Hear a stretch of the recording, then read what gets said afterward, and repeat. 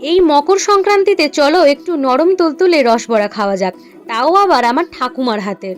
আচ্ছা, তোমাদের বাড়িতে কি তোমাদের ঠাকুমারা এভাবে পিঠে করে এখনো? যদি করেন অবশ্যই কমেন্ট করে জানিয়ে যেও। ভেজানো বিউলির ডালকে শিলে একটা পেস্ট করে নেব। অন্যদিকে গুড়ের সাথে অল্প কিছুটা জল নিয়ে পাতলা করে একটু জাল দিয়ে নেব। পেস্ট করা ডালের মধ্যে কিছুটা কালো জিরে দিয়ে ভালো করে ফেটিয়ে নিতে হবে।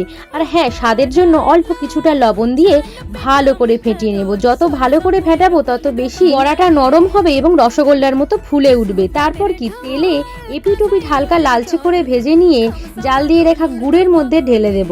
বেশ কিছুক্ষণ ঢাকা দিয়ে রেখে দেব, যতক্ষণ না রসটা বড়ার মধ্যে ঢুকে গিয়ে রসগোল্লার মতো ফুলে ওঠে। তাহলেই রেডি হয়ে যাবে আমাদের আজকের পিঠে নরম তুলতুলে রসবড়া। কেমন? সুন্দর হয়েছে। নিজের হাতের পিঠে, হ্যাঁ, দারুণ। দারুণ।